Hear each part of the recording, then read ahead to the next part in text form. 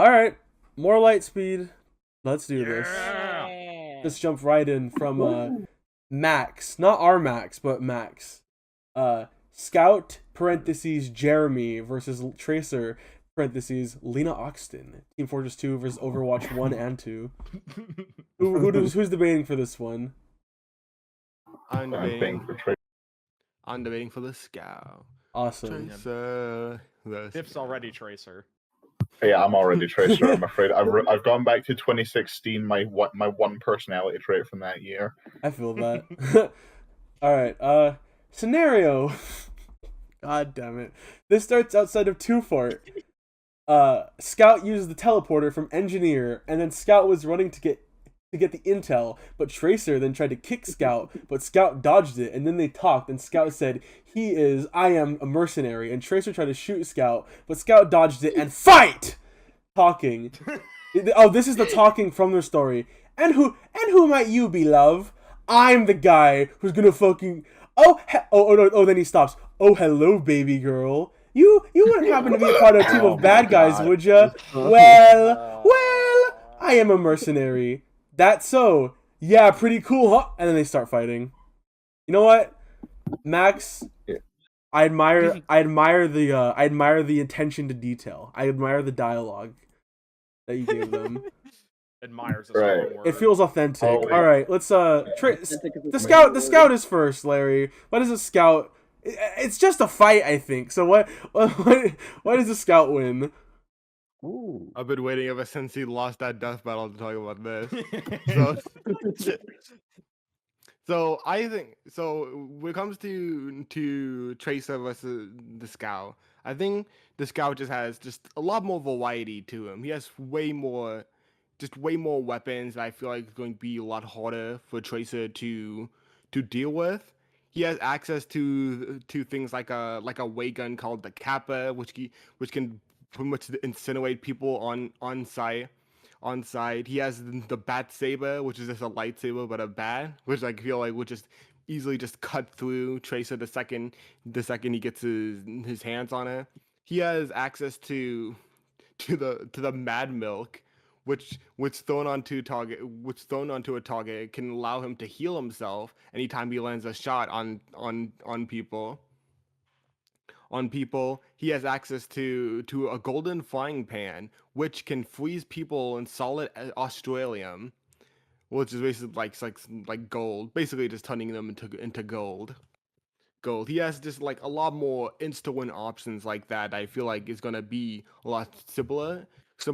And in terms of like speed and mobility, while Tracer's blinks, that's what they're called, the teleport thing. Yeah. While Tracer's blinks will be like tedious for him to deal with, they do have a cooldown to them. Unlike the Scout, who can just always just run around at high speeds and jump around, and even has just multiple ways to increase his speed, give him more double jumps, propel himself in just multiple different areas. He has things like the Criticola, which can just like increases overall just the power of all his attacks, and the Bonk atomic punch, which can basically make him move so fast. It looks like he can just blatantly dodge any attack in TF2 without even moving, without even seemingly moving.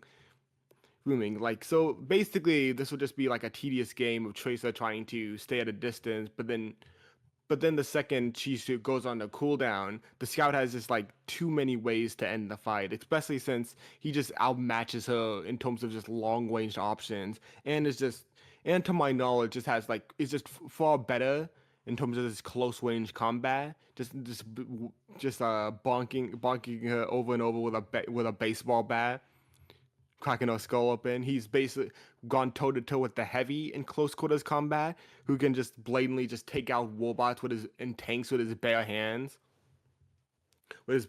So he can definitely handle himself in a more close range scenario. I think that's pretty much it. I just think like Tracer just has like far less weapons to use. Her only way of keeping out with the Scout's superior mobility has like a cooldown. a cooldown to it. He has many insta-win options like disintegrating her or turning her into Australium. And is just like overall, just in my opinion, the more skilled fighter of the two. Well, I mean, it didn't look like he took those 3 missiles head on, though. We don't see the point Yeah. of impact. Right. That's true. That's not true. Blair, I'd like to open with I'll open with my trump card. Scout in this scenario has just uttered the word "baby girl." I think that's fair. Like that's fair enough to like justify throwing immediately, right? That's No. enough to. Yeah, I agree. I agree with that. The winner is Well- Tracer. Yeah. Okay. No. Not this so, time, Yankee. Fucking hell. So if this was just going off of game mechanics, then yeah, I don't really think I would have much of a leg to stand on. However, Tracer in the Overwatch cinematics, her blinks are shown to work very differently from how they do in game, and they had to drastically tone her down for the sake of making the game even remotely balanced. Normally in game, she can only blink around 3 times at most, and then she regains one every, I want to say, 5 seconds. Whereas in the cinematics, which is more true to how she actually fights, she's able to blink. I haven't counted exactly, but I want to say around a dozen times over the course of a couple minutes or a minute or so, and it's only after like excessive use of it that she needs to briefly take cover to recharge, and that oh yeah, Scout does have a lot of options for taking her out, but the blinks are going to make it difficult for him to actually pull them off, because a lot of these like increased critical hits or stuns or transmutation is all reliant on actually landing those attacks. And considering Tracer can move any which way, like she can blink vertically as well. That's another way the game's had to tone her down to make to not have her completely ruin the meta. I just don't see him being able to keep track of her. Is like considering how far she can move in a single blink, like dozens of feet. I'm pretty sure. If she wants to get in close, she'll be in close, likely behind him within a matter of seconds. And if she wants to get away from him, she can close the distance, or she can run any way she wants, really, and even give herself more time to have her chronal accelerator recharge. In the event she does take a hit and like it is put on the back foot, she can recall. And while in the game that only rewinds her 3 seconds, it has shown to go as far back as 15. So anything that Scout does manage to do temporarily, I just see her healing from. And like I know Scout's a skilled fighter and all that. Tracer's fought in actual wars, a lot higher scale than I think anything She's Scouts covered wars, you know. showed. Yeah, she's covered wars, and fought in them. Um, what else? Oh yeah, and Scouts fought heavy, but a lot of the Omnics that Tracers fought, they've been shown dropping from the sky fast enough to catch on fire. And being completely fine when they hit the ground, and Tracer's pulse rifles can still take them down. So I think she does have the firepower she needs. She can stall for as much time as she needs. She can heal herself. I just think she's her technology is just too good for Scout, who has a lot of options, but can only really bring in a couple weapons at a time. And I think that's about it for my argument. Fair. Okay. Okay, so the thing again, the thing was with the cooldown. I do know in the cinematics it takes a lot longer for her to actually reach cooldown, but it's still a problem that I see she just her having, especially since Scout also just has plenty of ways to increase his mobility to seemingly to some point just be able to fly, which is how many times he could just jump in midair. with how many times you could just jump in midair, and the fact that especially with things, and if he just like wants ways to just buy more time again with the bonk atomic punch, he's basically just going to be untouchable to Tracer. It also just doesn't help that if Scout damages her teleporter thing, whatever it's called, at all, Chrono there's gonna Accelerator. quantum accelerator at all, it's gonna be like very bad for her because that's also what's keeping her stuck here in Like an anchored odd in time time. zone and not Mhm. without just ceasing to exist. So that's also just gonna be, and I think Xiao would go for the blatant glowing circle on her chest. The thing is, a lot of Scout's weapons tend to either be really slow or really close range. I just don't see him like his scatter guns. They're not the kind of guns built for long distance, and anything else like the Sandman launching baseballs or like throwing whatever the butcher's knives are called, the not machete. I'm blanking on the name, but you get what I mean. Flying guillotine. Yeah, the flying guillotine. Like stuff like that, those aren't even bullets. They're not going to travel nearly as fast, so Tracer would have even more ample time to Once again, avoid bring them. out the fact that he's has a ray gun that will And he, disintegrate her if it lands. I mean, there's lots of ray if guns it in lands, Overwatch, isn't like there? the thing is, yeah, Tracer's used to fighting people with futuristic weapons like that. Just like aim dodging would just make it very easy to stay ahead of any of Scout's onslaughts. And I think the thing is, both of these two are DPSs who, like, they can't take nearly as much as they can dish out, either of them. So I feel it would be as simple as who would land, like, an, a few attacks first, and I just see Tracer being the more likely one to do that, given that she can bombard Scout from any angle. If he takes out the bonk to try and gain that invincibility, that's like several seconds that he's leaving himself open to an attack from Tracer.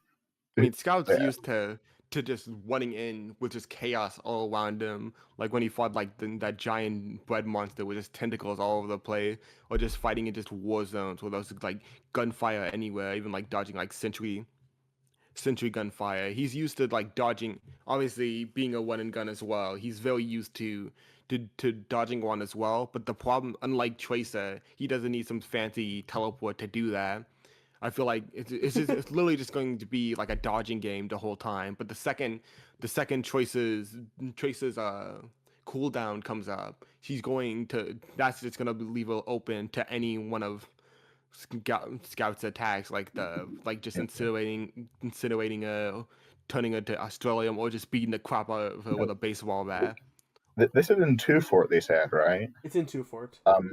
Yeah, the reason the cooldown was a problem for her in the Doomfist Gauntlet cinematic was because it was a place with, like, it was a very open single room with not many places to hide. Whereas 2 Fort, there are so many places that Tracer can just go for cover, and a I mean, that's scout would just gonna never be know. better for Scout because he knows two for like the back of his hand. That's Yeah.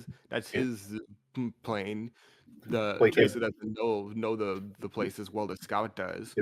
if Tracer leads him one way, lets him follow her for a second, then recalls back to where she was before, that can give her plenty of time to just restore the charge on her chronal accelerator. And she's fought in wars; she'll be familiar with strategizing like this. I do think Tracer is the one with the better survivability options because, like, I'm not gonna. Like if we were to argue game mechanics after Scout drinks bonk, he can't use his weapons anymore until the effects are over. But I feel like if I'm not going to argue game mechanics for Tracer, I probably shouldn't argue that for Scout. Those I stats equalized, right? Yeah, that's Yeah, that's the obviously. problem. I feel like because Yeah. stats equalize, it's just these two characters are incredibly vague in like this type of argument. Mhm. I guess I would right now. I guess I would just say that Here's like, my final argument. My Here. final argument. The Scout literally cannot die until he has slept with every woman yeah. on Earth. Okay, here's my final argument. Tracer's gay, so if you vote for Scout, you're homophobic. Oh, So what wasn't this implied to be just a fever dream because he's that full of himself? No, or was it? I actually don't remember. It's been that anyone other than Medic has had reasons for their respawns be given. Is that Actually, it might be a fever dream because Medic has already surgically removed Scout's soul, so he wouldn't have one left to go to the afterlife. All I'm thinking is So- in a straight fight, Tracer has the better resume. She fought Widowmaker, fought Reaper, sparred with Genji. I just think she's fought more classically trained people, has more experience. That's literally all I have to give because this is just like intentionally really vague. mhm. Yeah, know. it's literally just stats equalized fight. There's not really much we can argue here. There's only like the Yeah. same 2-3 talking I points. think As- where I'm at right now, as far as my thought process for who wins, is just that they're both really slippery, where to the point where like their one-shotting tools are pretty much going to cancel themselves out because, like was said, they really only need one good hit on each other. The fact that Tracer is the only one whose mobility is going to eventually need to cool down, plus with the fact that this is taking place in a location that Scout has experience moving around in, I feel like that's going to mean that when Tracer needs to recharge on her Chronal Accelerator, Scout's going to be more well equipped to take advantage of that pause in her offense rather than vice versa. All right, so one vote for Tracer, one vote for Scout. Let's what do y'all say? I think I would say Tracer, just because I know Scout can do range, but I think Tracer has, from the sounds of it, both she has the better experience and training, and also I think just being a classic range character, where Scout does prefer getting more up close, and Tracer having ways to slip away, I think that's just going to give her too much of an advantage to get those shots in while staying a safe distance away, even if Scout is familiar with the place. He's not familiar with those powers. So that I do think she could even just get if the first blink could easily get her that one shot that she needs in, because Scout's not going to expect that. And I'm not sure if he's faced something in that kind of genre of abilities. Yeah, I don't think Tracer has a similar loadout to anyone in TF2, whereas like Overwatch does have a couple shotgun characters. Between Aqua, Adam, and Nero, there's 2 votes Yeah. on the board for Tracer, 1 vote for Scout. I'd give it to Tracer. Oh, well, Yeah. You argued well, Larry. I honestly had no clue how that was going to go. So not well this played. time, Yankee. Yeah. That's equalized. Yeah, not this Debated on time, both Yankee. sides. Good job. Well, Yeah, that was a very solid debate. we're The creative gonna tech, I think that's equalized. It's just too good The here. winner. we're gonna The move winner along is to Tracer. putting back in. We have Rivet now. Rivet's joined into Lightspeed. Hey! Wow. All right. God. So Never we've heard got of it. we got Willow Shut up, versus Rivet Poison Aaron. Ivy. I'll reread the scenario. Why not? Okay. Dr. Zomboss is once again attacking Neighborville, and this time Crazy Dave is nowhere to be seen, and it's up to these 2 plant makers to stop Zomboss, and his zombie army from taking over Neighborville. So we said Willow was gonna go first. So Larry, let's see what you brought for Willow. Okay. So Willow is obviously a character from the Owl House. Though a lot of different, and is a witch in training. Basically there are different types of magic in the why am I blanking on the name of the Boiling Isles? yeah, Boiling Isles, but she is known to specialize in plant magic, which is self-explanatory. I feel like she would do well in the world of Plants vs Zombies. She can summon plenty of living plants to just eat any of the eat any of the zombies alive. She's very skilled at using vines to her advantage. She can use them to just like she once and actually in a place that actually helps me here like she once used it to take out an entire school's worth of like abomination soldiers. So this shows like a not only like a large range of effect with her vines, but also just experience taking out like hordes of other enemies. So when taking out like a bunch of zombies, she'll be able to do that just fine. And she'll be able to do that just fine. It also helps that she can actually like fly around with a talisman to be able to just like stay at a safe distance in the sky, which at least to my knowledge, but I obviously wouldn't be surprised. I don't think Poison Ivy can fly. At best, she can like carry herself with a plant, which Willow can also do. But this will still give at least the means for zombies to climb up and go after Poison Ivy. Poison Ivy. I think Willow just has like far more experience actually using her plants in for more close range combat. While Ivy typically likes to sit back and let her plants do all the dirty work. Willow is like physically more active. She like in like this can be seen like many sports events where she's like running around while training herself like and just like using vines to propel herself in multiple different directions. Meaning I feel like she's just gonna have a much easier time even if the zombies do get up close and personal with her. She'll be able to evade them and be able to like push them back with a plan magic. uh Honestly, I think that's pretty much just like my main points. Like Okay. she actually just has, she does have like the area of effect, like being able to go through like spread her vines and plant powers like throughout an entire school. She has far more experience like using her plants for more close range combat and just like is physically more active and is more used to moving herself around, as well as just having like more mobility and is much more safer in the skies thanks to a talisman. Okay. Cool. Now, Debates. before we start, Adam, I'm putting you on a warning. If you have 3 strikes for scrummy moments, you're out with Poison Ivy. I'll All right, but good, for okay. real, let's see what you've got for Ivy. All right, so Poison Ivy is a DC character, so obviously she's got a lot of history to pull from here. And the first point is that the Ivy, I think she's just way smarter. Like, for one, she's an actual scientist. She was like considered like one of the world's leading experts in botany. I don't know how it's pronounced, but botany. Like before she became a supervillain, and like obviously she's like a villain to Batman, like Mr. World's Greatest Detective. Yeah, and she's also just a lot better at like managing her like plans to like overwhelm her opponents. Like, first of all, Larry said Willow can like spread her plans throughout like the Hexside School.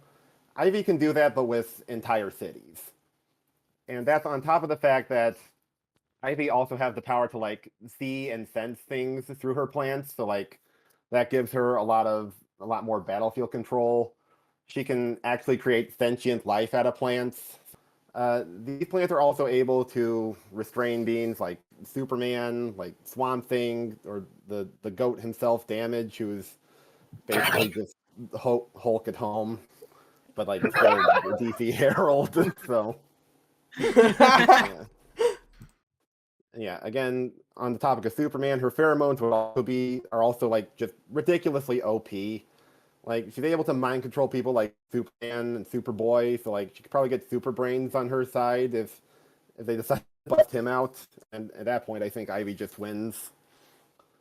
But yeah, I mean, the ultimate trump card I have though is that above all else, so this is quite a story, but like in simplest terms, Ivy died.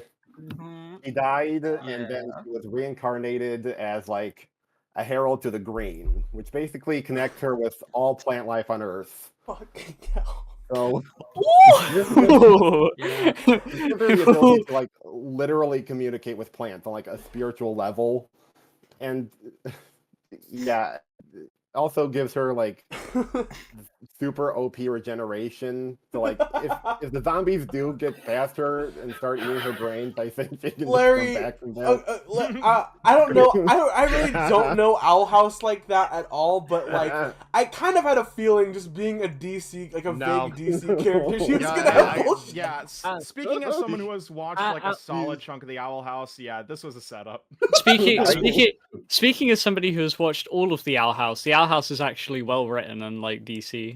Oh, okay. Okay there. Speaking as someone who has watched all of the, speaking as someone who's watched all of the Owl House, this is someone who can control plants versus someone who can control the plants and the zombies. I will say though, on the notion of Ivy's pheromones, the way that pheromones work with like biologically is that they interact with the hypothalamus in the brain. I don't necessarily know if the zombies' brains would be rotted to the point where the hypothalamus wouldn't be able to process the pheromones like that. Right. Also, the plants are definitely not consistently herald here. Yeah, no, Like, right. They don't The need to fact that be she is for able. PVZ. Well, I'm fact just she's saying, like, able- the I mean, affecting- you could argue. You could argue. I'm just that. saying that affecting Superman and all that, that's a very high inconsistency. I don't want to lean on that too much, but like just the fact she can actually like contend with them through her plants, I think is that's bullshit. definitely not It- working. They don't. I'm They sorry, don't need Adam, to that's be that- heralds.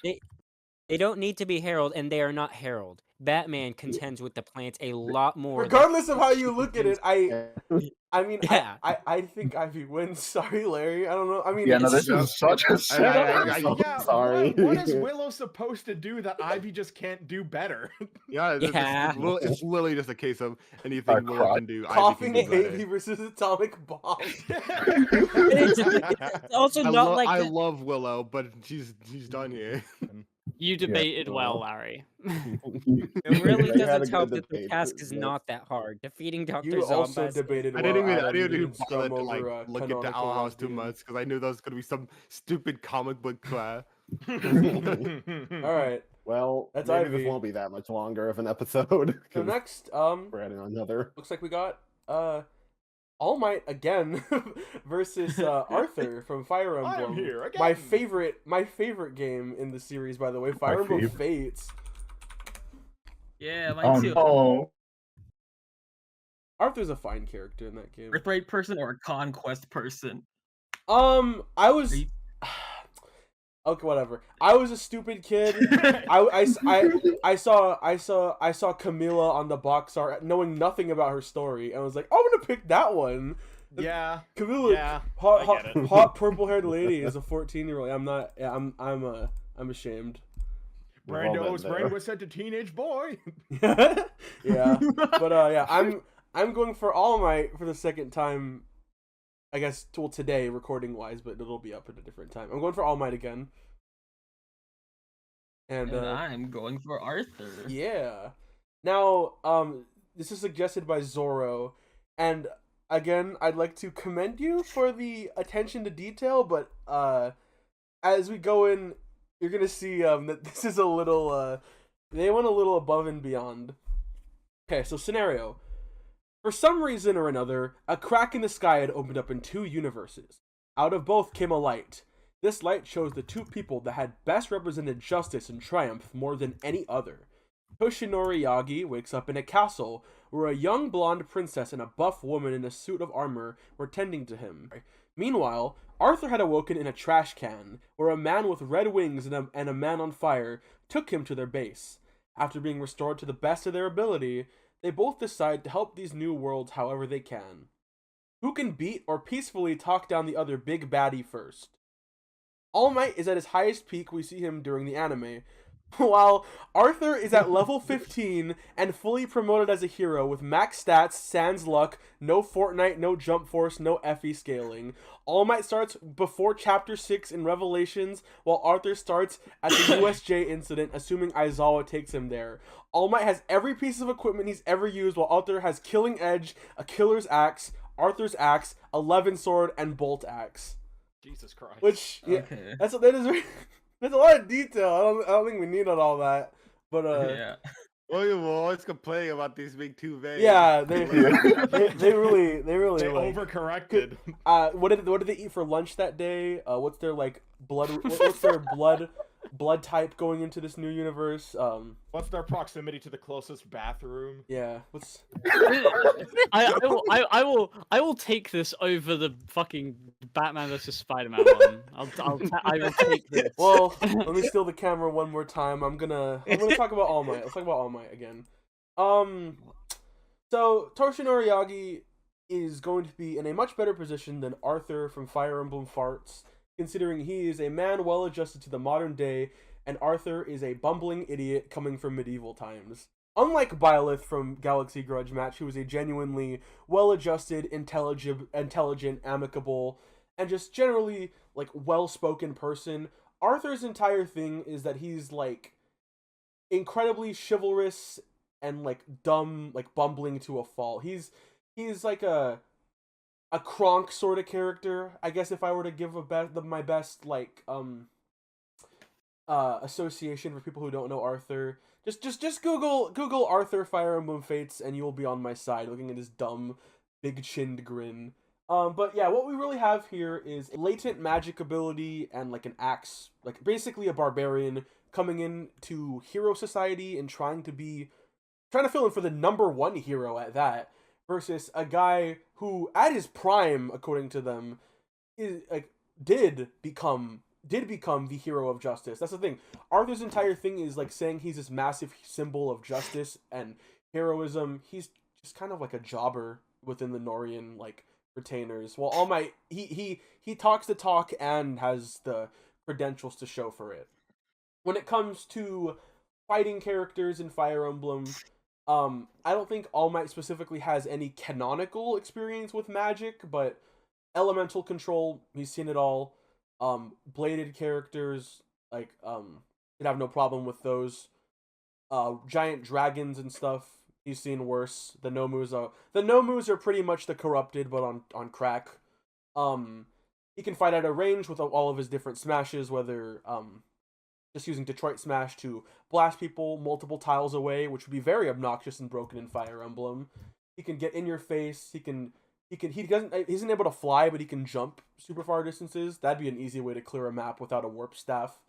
Being a part of a group led by Corrin Lincoln Loud, he is just generally like a lot more intelligent and amicable than Arthur is. So I could genuinely see Toshinori boosting morale for the Norian side.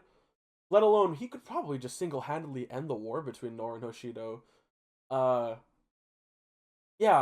His main real drawback of being able to use his form for a limited time, it's not really gonna be that much of a detriment because there are healers in Fire Emblem who can naturally raise his stats or raise his health back. He's running in with an entire team and platoon at his beck and call.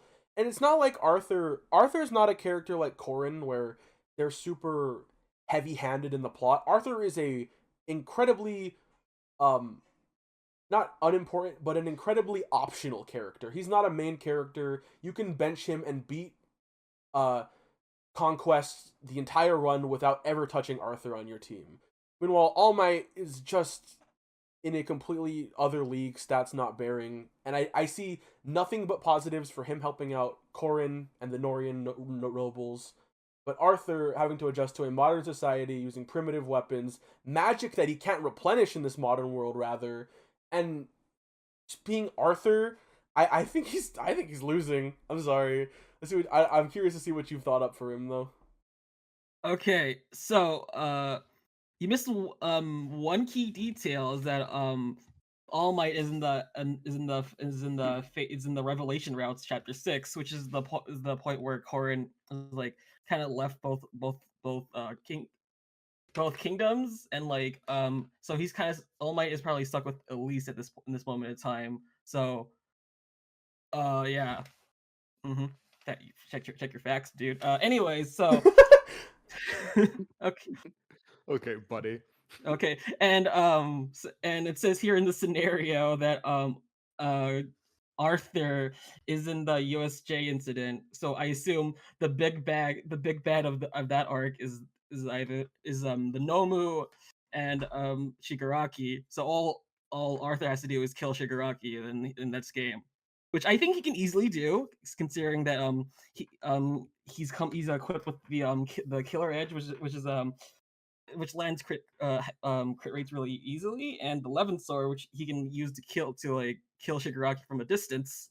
So like that's taken care of. He doesn't have to deal with his quirk.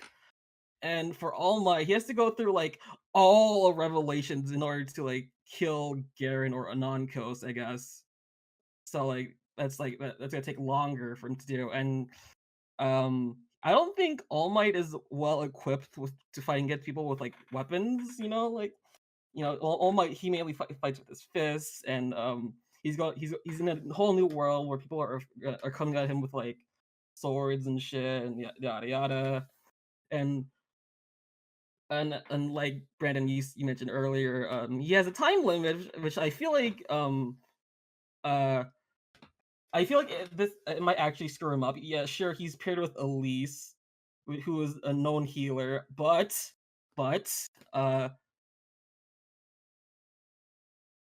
anyways. Oh, okay. Okay, I thought you were gonna mention like she canonically dies. There's an actual point to make. She dies. She doesn't die till later. So like, in a different route. So like, yeah, I feel like considering that Elise like eventually meets up back with Corrin. Words are hard, but yeah. And if All Might like sees that Garen is clearly evil and like tries to like go at him from the start, Garen is like he's pretty strong, he has that axe of his, and like Garen came in his chair when he saw Azura dancing. Don't okay your point being That's gross. I know, but Kill him. How is that a point against Garen? Like Strong-willed men don't come in their chairs when they see women dancing. That's fair. Okay. But also, I mean, you are right. I did forget. I did glance over Revelations, because I'm gonna be honest. I didn't play that route. Okay. I don't play mid video games, Honkai Star Rail notwithstanding, but mid is my specialty. Brandon, how much have you spent on Honkai again? Shut up, that's not important. Not important. Not relevant to the argument. I mean, there are characters in Fire Emblem who just it's different canons and game mechanics, different games, but there are characters that can just go in with their fists and break weaponry. I don't see why a character but that is until like later though in Three Houses. That's Three Houses and Engage. Yeah, this is a different one. But I mean, I just don't see why All Might is just screwed because he doesn't have a sword. Are we running on Cartoon Fight Club rules? I mean, these weapons they have like long range. Like for example, like if All Might tries to like kill Garen in his throne room, he has to deal with Xander, whose sword has like whose sword is like it has two tile. It's a longer range sword, so like he's gotta be like trying to like keep his distance from Xander and all that. And Xander, he's a nice man, except for the time he killed Elise. So like, I think he wouldn't want to like harm. What Xander. is Arthur gonna do when he runs out of magic in a world that can't replenish his magic? Well, he has the Killer Edge. He can just land critically. Like all he has to do is kill Shigaraki. That's all he has to do is kill. That's a pretty tall order for the series. Shigaraki. Not in the fucking JSU incident. He's a fucking bitch boy in that. Yeah, exactly.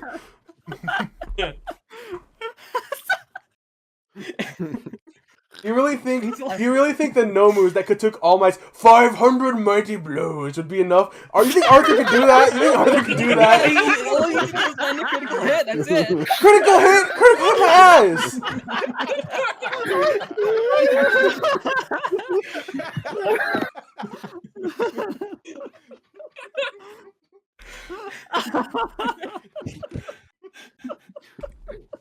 I'm gonna cry. When you see Arthur has the killer axe, that's the secret sauce. Killer axe. Killer axe, yeah. I did look Arthur up, and I really do hate Yeah. space, so I'm rooting for you, Brandon. No, You keep Ollie, saying I think Arthur You're just biased against him as- because of his name. That's who. He shares a name with my shit dog. I really just think Arthur's too stupid. He's gonna fuck up somewhere. Well, if he sees like Shigaraki was clearly like evil, an evil person, he was just like, oh, I'll just kill this motherfucker. Like, yeah, it's easy. How? Well, I mean, didn't in the scenario they said that like the teachers were gonna take Arthur to like where the fight was happening, And they're gonna Probably see a explain what's civilian going on that, the way wow, there. you have no quirk. Okay, we're not gonna let you do this. They see, it's literally like the Fred Flintstone episode of Billy and Manny. They just see this caveman wake up in modern day and talk about like the noble Norian Empire, and they just send him to the psych ward.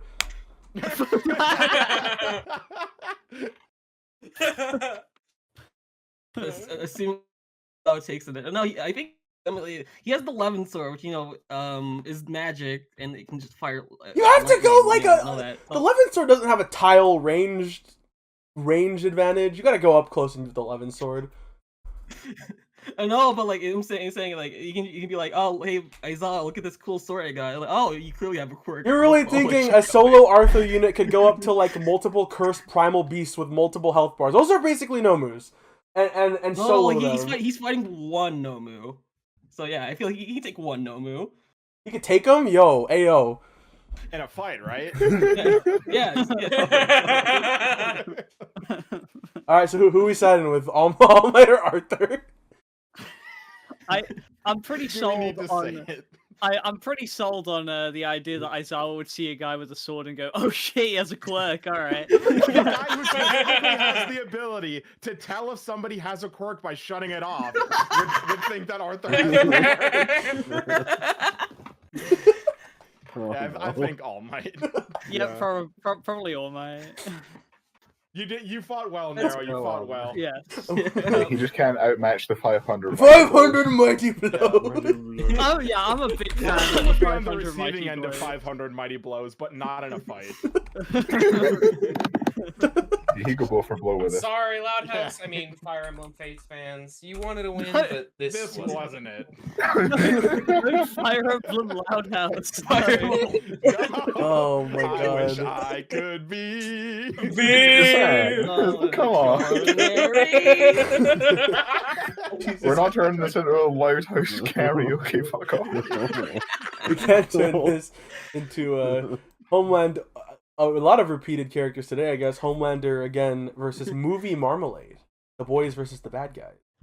Thank fuck it's movie Marmalade. I haven't read the bad. Yeah. books. Alright, so Yeah, me too. Biff going Get for on it. Homelander and Beast. Ollie's going for Movie Marmalade. Wow. Who's Alright. going first? Well, the scenario is these two may look friendly and did good things, but they're actually evil and heartless. But they hide their sinister side. Who's able to expose the other's crimes and get away with it? So it looks like Homelander is first on the thumbnail. All right. So the thing is with Homelander, if they catch him out, what the fuck is gonna happen? Like, he has been outed several times, and still there are like devout followers of him. That like there is video evidence of him murdering civilians. He murdered one in front of a crowd of his supporters. That just made them support him more. Like, the Homelander, even if there was any risk of his reputation going down the drain, this man can talk his way out of pretty much anything. Like, he's learned, the man's got a silver tongue. He has lied his way through interviews and talk shows all his life to uphold his reputation. And like even when he's not around to do anything himself, he's got an entire PR team that would be actively digging up dirt on Marmalade, or just making shit up. When Starlight went and outed Homelander on her Instagram feed, Vought just made up rumors that she was leading a child sex trafficking ring. Like they're like, even if they can't find anything for anything actually like damning for Marmalade, they'll just lie and make up something worse and make people believe it. Like this man is fucked. Like, and Homelander can freely murder someone in front of a crowd of people and face no repercussions, actively benefit from it even. I don't see how he loses this. I think that was about the gist of the points I wanted to make. Very short one. Isn't it just but exposing him though, not like what happens after? I mean, the thing is, they didn't even need concrete evidence to expose Marmalade in the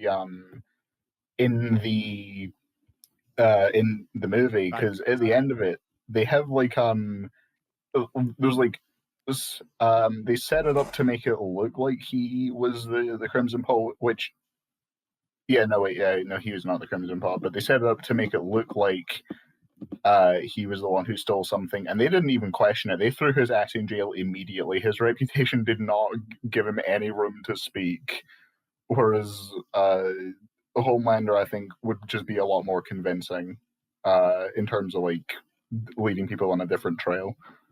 And yeah, that's about it. Okay. Professor Marm. Just making sure Marmalade's the hamster, right? He is the hamster. Yeah, Yeah. the hamster. Okay. I've only seen the bad guys once, so my memory of it is not the greatest. So if I got anything wrong, please correct. He's the Richard Ayoade hamster. Yeah.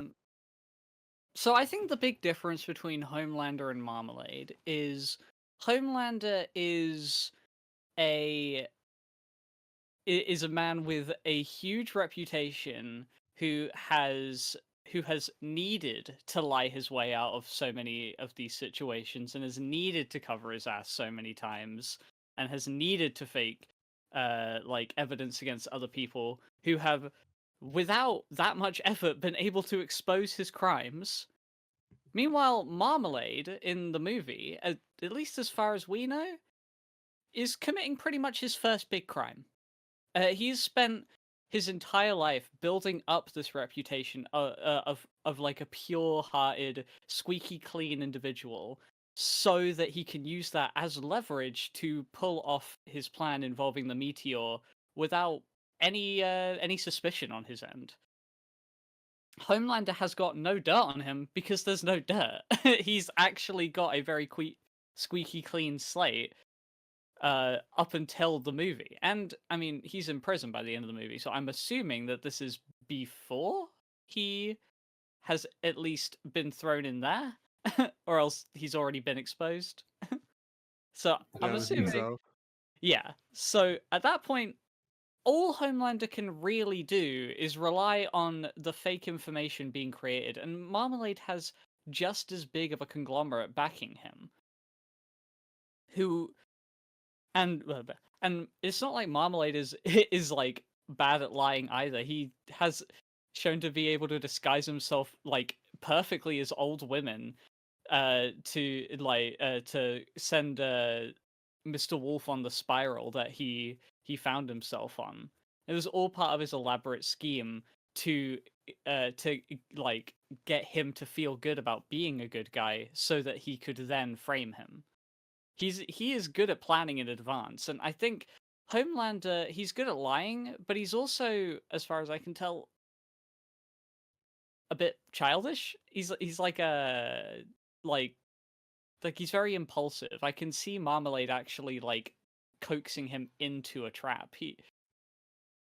Eventually. So, yeah, my basic point is also pretty simple in that, well, Homelander has gotten his way out of bad situations before. Marmalade hasn't had to, because he's never created those bad situations. He's just way better at holding in those bad impulses that he has. The fact that Homelander has killed people in public tells me he has way worse impulses than Marmalade does. He can't hold back his true self. Marmalade can, though. So yeah, that's my debate. Yeah. Okay. Interesting. All right. So, I have one question to ask. What the fuck is my win con here? Genuinely, what am I supposed to argue? He's not done anything. What is Marmalade's? His most egregious crime is just like stealing, right? Yeah. Thing is, Well, you said like stealing's pretty bad. you said Homelander would get coaxed into a trap eventually, right? The funny thing about that, there's an episode in season 3 where like Starlight goes back to Bot Tower after she's been like been outcasted to try and like steal some compound V. Homelander catches her and just like starts like threatening her and being like, "Oh, I killed your other superhero friend. I remember what I told you would happen if you crossed me again. Next time it'll be Huey." And then Starlight just brings out her phone and revealed that she'd been live streaming the whole thing on Instagram.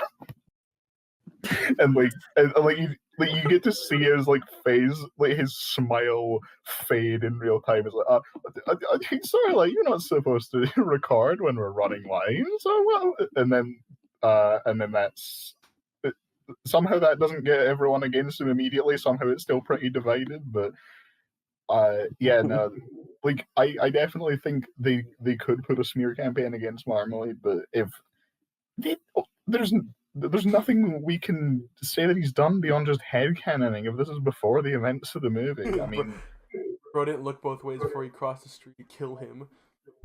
like, if we're gonna say He this stole a is cookie from during, the cookie jar. if we're gonna say this is during the events of the movie, and he's got to uncover the plan about the meteor, I guess Homelander could like either just X-ray vision into his house and just look around for plans there, or just walk around like he owns the place, like he would do with anyone else. Like what the fuck is Marmalade going to do against Homelander? I think what Marmalade will probably do at that point is put the plan on hold. If Homelander was walking around like he owned the place, he'd probably just stop doing the plan. Oh yeah, the meteorite. I mean, doesn't he have like a secret room? He's been like, how I keep writing down my plan. He's got a room with the meteorite in it, right? Homelander would just be able to find that, I'm pretty But that's just a sure. lamp. Oh wait, yeah, wait, what was it? No, wait, I forget. At what point in the movie does it become the meteor? I think like he steals the meteor at the end, but like the one in his house, it's just a lamp because then Snake uses the helmet to switch it with the one in his house. That was it, yeah. Yeah, so my options are either argue the smear campaign or fold immediately. Yeah, I mean, Homelander could always watch someone lactate. So true. That could get him a sick win, little lactation scene. Listen, I'm just saying, would the representative of McDonald's do anything wrong? I Shut don't up! He think- lies. In this universe, All Might Superman and Captain America don't exist, so Homelander's the only option. So yeah, like would the representative of McDonald's do any wrong? Yeah. I don't know what angle to argue this from here, because I just have to make up crimes, whereas like Homelander's got like he has evidence against him. There are other people. I'm sure Starlight or Maeve or whoever else would happily just hand over the Flight 37 video, and that one he actually is terrified of. If it gets out, his reputation is gone. And also, it's not like the bad guys can help, because they only learn about Marmalade's true intentions when the plan is being hatched. Yeah, there's just like. Sorry, like, again, really all I can argue is that he would make up a lie about. See, if I would feel bad, but I literally just debated for Willow versus Poison Ivy. Yeah, no, like I've been given setups. I've been given a scenario with no win. The only win con is Homelander lies about this hamster having a child sex trafficking ring. That's the only win con. All right, sorry, Homelander lost twice. Now, what a shame. the moment we have all been waiting for. Oh, Oh, The From moment. our good friend Creep Eyes Switch, or they go by Gray, or from our good friend Gray Eyes Julius. We got Shao Kahn versus the Black Panther. Could Shao Kahn's army successfully conquer Wakanda? I will be going for T'Challa, and GA and Butter will be going for Shao Kahn. And you know what? Shao Kahn is first, but I'll take the reins for yes, you will. to debate first. yeah, with I would Black like you to Panther. go first. Thank you. Okay. Why am I thanking you? No, I will go first. Okay. Short and sweet. This is Coughing Baby versus Atomic Nuclear Weapons Closet, not just bomb. Let's start with the elephant in the room. Black Panther has home field advantage, which is a terrible thing for anyone trying to invade Wakanda. If you're invading Wakanda, they always have home field advantage. But anyone taking on Black Panther, giving him home field advantage is terrible. Wakanda is gonna be. I'm gonna be honest. I don't think Shao Kahn could even find it. It's so reclusive. But once they see that there are alien invaders coming to try and destroy Wakanda, Black Panther has ample time to get the resources, let alone the other people he needs, if he were to feel threatened by Shao Kahn. There's no reason he should feel threatened. I don't think he'll need other people, but regardless, that is an option because he has home field advantage. Not to mention, he'll have access to all of his different tech in Wakanda, including multiple vibranium outfits, all the vibranium weapons and vibranium he'd ever need, including things like the Wakandan Hulkbuster, which was able to go toe-to-toe with the Hulk. You can argue stats equalize narratively or whatever, but Shao Kahn is not as powerful as the Incredible Hulk, no matter which way you look at it. Now, vibranium armor also means he is physically too dense for Shao Kahn to ever deal any lasting damage to. But I know the main thing Shao Kahn is known for is devouring souls. Good thing for T'Challa, though, eating the heart-shaped herb gives him a connection to the Panther God Bast, who gives him connection to all the previous souls of the Black Panther and protection from gives him spiritual resistance so powerful that he was able to resist a attack to his soul from Mephisto. So I think is many pay grades above Shao Kahn. Now if we were to compare the actual forces going up against each other, Tarkatans might be the biggest group of jobbers I've ever seen a tyrannical video game leader control. They lose to slightly above, like the characters in Mortal Kombat are skilled, but the Dora Milaje are ridiculously skilled. They've been training all their life in the most labor-intensive forms of combat, have some of the most advanced weaponry and technology on the planet. So I don't know what they're supposed to do. At the end of the day, you just have one of the most skilled, prepared armies with home turf up against one of the most lackluster, sloppy armies that has ever been on display. I'm curious to see what you two have been cooking up for a few months, but T'Challa just wins. I'm sorry. Damn, what was my bro yapping about for 5 minutes? Yeah. All right, let's see what you got. All right, Butter, I'd like you to take the stage. All right, then. So I'm going to start off with, I think that you are severely underestimating, just how skilled the Mortal Kombat verse is in general, especially with the new game. You're saying Shao Kahn isn't as strong as the Hulk, but remember that Shang and Shao Kahn recently just became multiversal level entities. They made every single ending in Mortal Kombat canon. So I'm already gonna deny the idea that Shao Kahn and Shang Tsung couldn't fight off the Hulkbuster, because even with stats relative, not Hulkbuster, It's the Wakandan The- Hulkbuster. yeah, Wakandan Hulkbuster. So I still think that in a story, in terms of story and relative stats, yeah, maybe you could argue Shang because he's generally a smaller person, but even then, I think Shao Kahn absolutely could fight against it. And Now, yes, the soul hacks, yes, they should be protected from soul hacks, but that's not going to protect them from the countless of other bypassing durability. Okay, so you want to know what could easily kill the Wakanda Hulkbuster? Scarlet could by just crushing his insides with blood manipulation, or the many other Mortal Kombat characters that could do it. And yes, the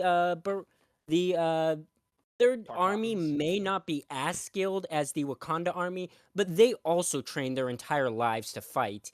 And with connections to people like Quan Chi, there's no reason the fight would ever stop. Quan Chi can just bring back the dead and use the necromancy, and they've worked together. And on top of working together with other people like Kano to get those robots which have explosives on varying degrees, up to, blowing up entire planets. Now, obviously, they wouldn't do that if they want Wakanda, but they they still have robots with explosives that could easily wipe out a lot of the people outside of the vibranium armor. And the vibranium armor themselves, there's just a lot of ways to bypass it through inducing death, blood manipulation, deconstruction, mind hacking them, manipulating their very biology, throwing them into a separate dimension, throwing them into hell. There's just a lot that I think isn't being considered for them. As well, from what I understand, defeating Black Panther himself would give them right to the island. So they don't even necessarily have to beat the entire army. They just have to beat Black Panther himself. And okay, yeah, no. Yeah. There is one more big. There are actually two more big things that I do want to go over. This was something I was noticing when I was fighting Shao Kahn in one of the Mortal Kombat 1 games, involving his shoulder bash. No, So, let him cook. Let my man cook. Oh. So like this is I'm gonna be posting the pictures in the VC chat. So this is Shao Kahn's shoulder bash, and I just want to remind you that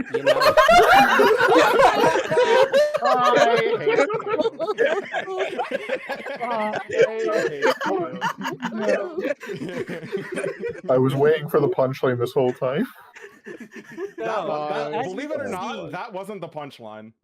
Oh my god, young man. Shao Kahn, Giga Chad. But that's not all. That was just I was just being a little funny. I have some. I didn't tell you all about this, but I had somebody who actually wanted to have a point, who actually has extreme knowledge on both of these characters, having researched them. So, and it's my job to analyze their weapons, armor, and skill. all right, so welcome, the co-host of Death Battle himself, Wiz. Yo. So if I understand this correctly, you have researched both Black Panther and Shao Kahn, correct? That's right, samurai.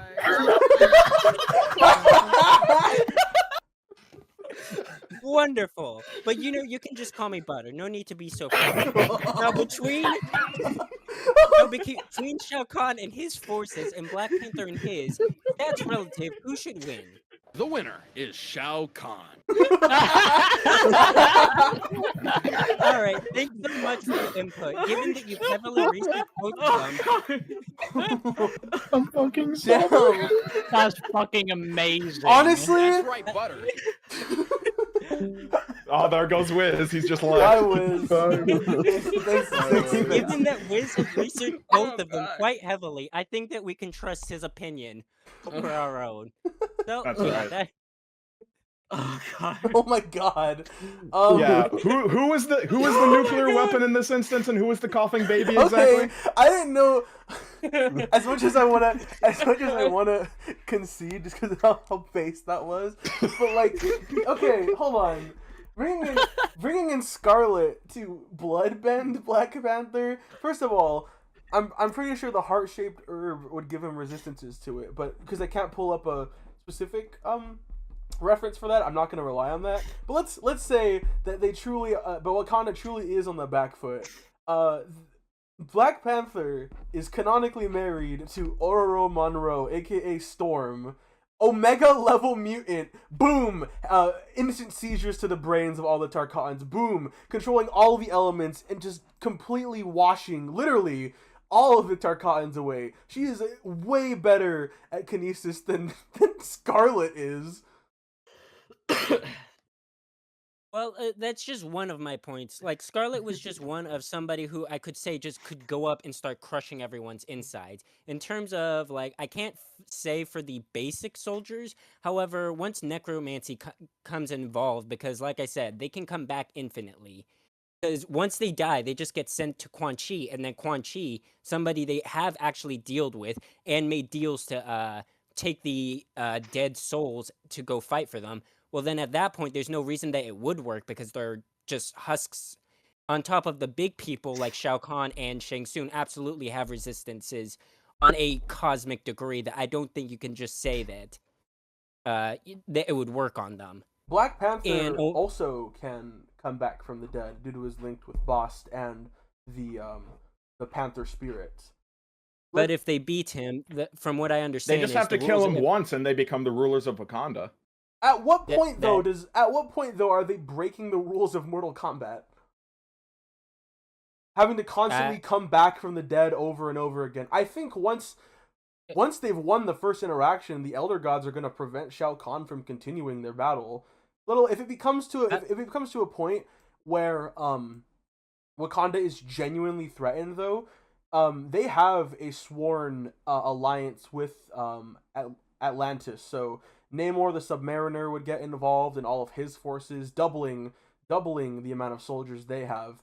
And Black Panther is in incredibly good graces with the Fantastic Four, and they're very, like, it's not a stretch to say they'd be the first ones at his call if Wakanda needed help, because they were the first people from the Fantastic Four were the first people in the outside world to discover Wakanda. Well, from the sounds of it, this isn't like some kind of, like, it's going to be a large battle, but it's not going to be a war where he can actually call that kind of help.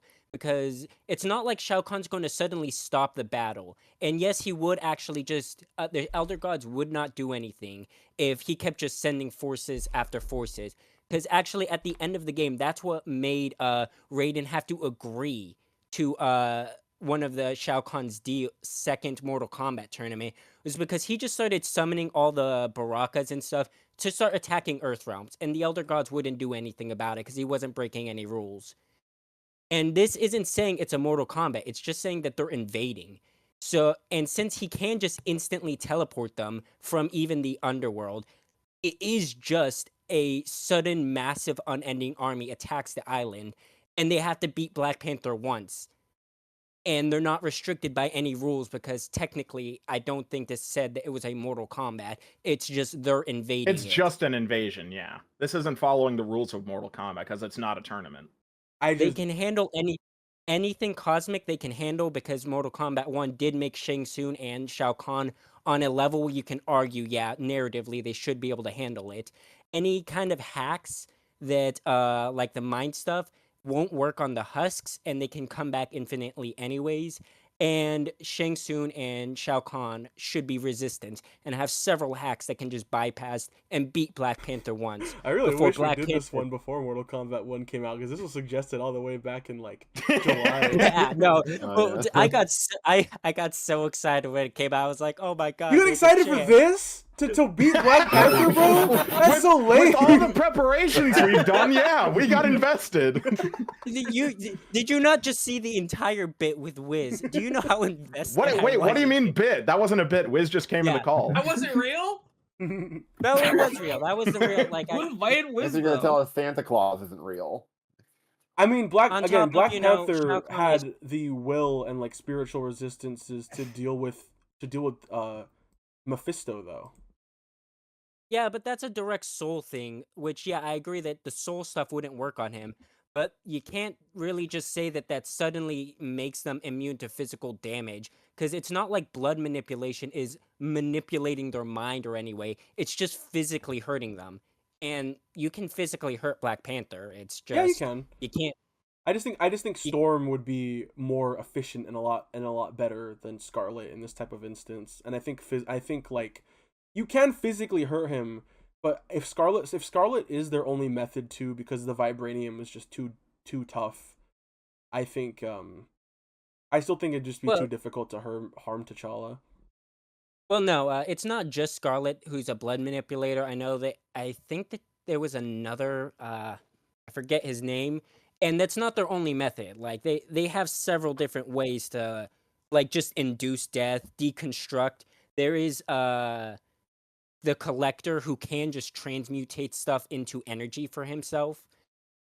There's a lot of ways to bypass durability. My biggest thing is, like, if they had prep time, then I could see that working out for them, but they don't really have any reason to prepare here. Man, It Mortal Kombat 1. let's I'll be honest. Yeah, I don't think Bost. I think Bost would be really helpful, but I don't know how involved Bost would get in this type of scenario. I'm sorry, T'Challa. I let you down. I'm sorry. Yeah! yeah, we did it. Jim. I completely forgot about Dab me up, Butter. MK1. Dab me I up. completely forgot about MK1. This was the anti-Willow versus Poison Ivy. I just realized. Oh my god. The setup that went in the opposite direction.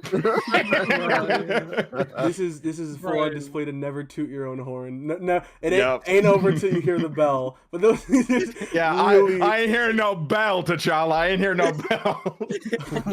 Wiz coming in, that shit killed I let my boy down. But Oh wait, hold on. I'm getting a direct message from Wiz Death Battle that he wants to come in and pretend that Brandon won for a second. The winner is Black Panther. you had that prep because you thought Black Panther would win. Plan both ways. Fucking hell. You had that prep. We had in case months you to won. work.